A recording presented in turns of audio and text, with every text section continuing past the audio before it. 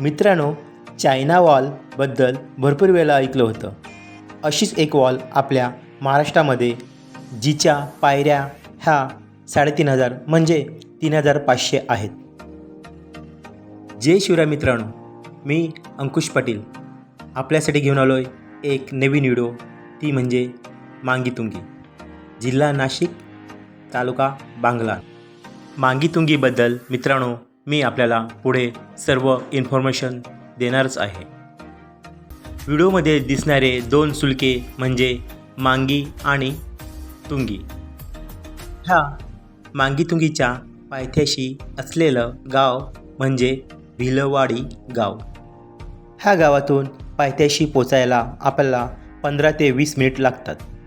मांगीतुंगीच्या गेटवरच आपल्याला शूज चप्पल काढावे लागतात, कारण आत ते अलाव करत नाही. मांगीतुंगीच्या 3,500 पायऱ्या ह्या आपल्याला विदाऊट चप्पल शूजने चढावे लागतात. मित्रांनो, मांगीतुंगी हे एक प्रसिद्ध धार्मिक स्थळ आहे.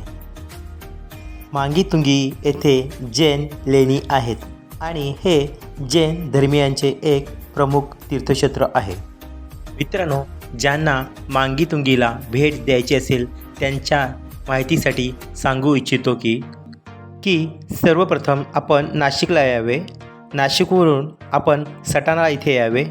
नंतर सटाणा ते ताहाराबाद इथे यावे आणि ताहाराबादवरून आपल्याला टेम्पो, रिक्षा, बस असे काही ना काही वाहन मांगीतुंगी इथे यायला भेटेल. मित्रांनो, मांगीतुंगी येथे आपल्याला 3,500 पायऱ्या म्हणजे 3,500 पायऱ्या चढाव्या लागतात. मांगीतुंगी येथे प्रथम तीर्थकार भगवान ऋषभनाथ यांना समर्पित अहिंसेची 108 फूट उंच मूर्ती बांधण्यात आली आहे.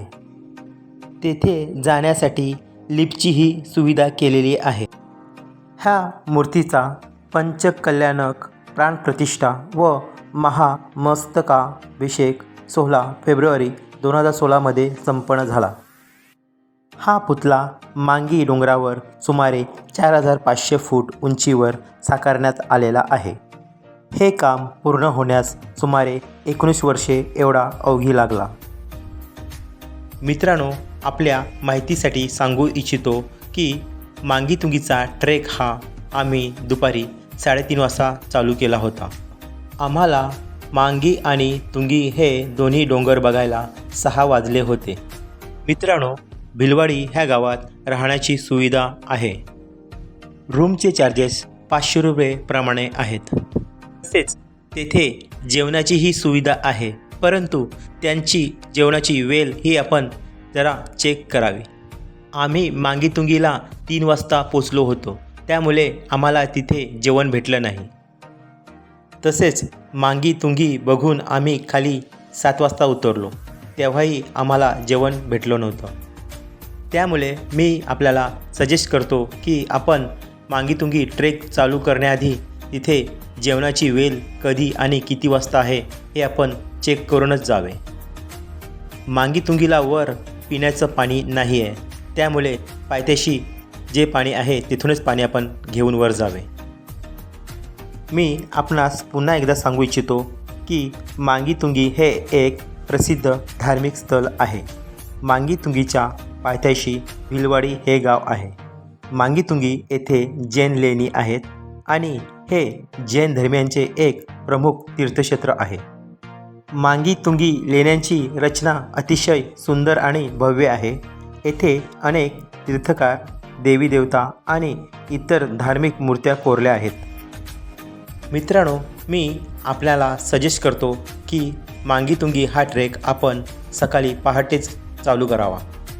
आम्हाला मांगीतुंगीला पोचायला 3-3:30 वाजले होते, त्यामुळे भर उन्हात आम्ही हा ट्रेक केला. मांगीतुंगीला पूर्णतः पायऱ्या असल्याकारणाने आपल्याला दमछाक जास्त होते. मित्रांनो, मांगीतुंगीला मी 2 वेळा आलो होतो. पहिला जेव्हा आलो होतो तेव्हा शूज चप्पल अलाव करत होते, परंतु ह्यावेळी तिथे नियम लिहिलेले आहेत की चप्पल आणि शूज घालून वर जाऊ नये.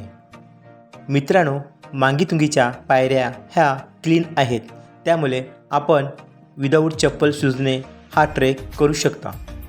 मित्रांनो, चायना वॉल ह्याबद्दल मी भरपूर वेळा ऐकलं होतं, पण आपल्या महाराष्ट्रात आपल्याजवळ अशी एक वॉल आहे, ती म्हणजे मांगीतुंगी वॉल. मित्रांनो, मी मांगीतुंगी खूप एन्जॉय केला.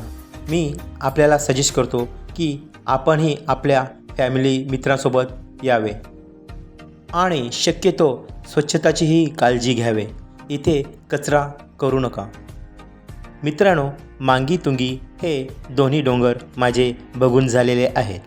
अपेक्षा करतो मी दिलेली माहिती आपणास आवडली असेल तर आपण माझ्या व्हिडिओला लाईक, शेअर आणि चॅनलला सबस्क्राईब करायला विसरू नका. चला मग, तत्पूर्वी मी आपली रजा घेतो. भेटूया पुढच्या व्हिडिओमध्ये. धन्यवाद.